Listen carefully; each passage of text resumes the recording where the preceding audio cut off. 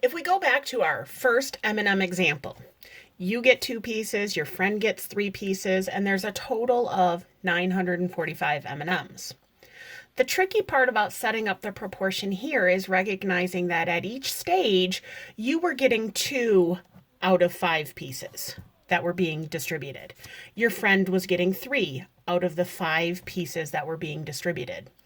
And you can set your proportion up using either you or your friend's fraction, but we're really only going to use one of them. So let's just take you, for example. I'm talking about how many pieces I get out of the total number of pieces that are being distributed. I get 2 pieces out of the 5 that are distributed at each stage. I want to know how many pieces do I end up with if the total number of M&Ms was 945. So again, I'm setting up a proportion here. I could absolutely use the unit rate as well.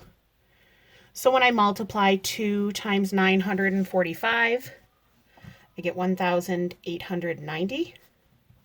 And 5 times x is 5x. Again, solving here would require me to divide both sides of my equation by 5. And x, the total number of pieces of M&Ms I get out of the 945 pieces, is 378.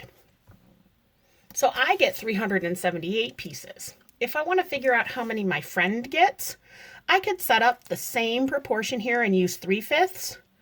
But I always encourage you to divert back to the simplest math that you need to.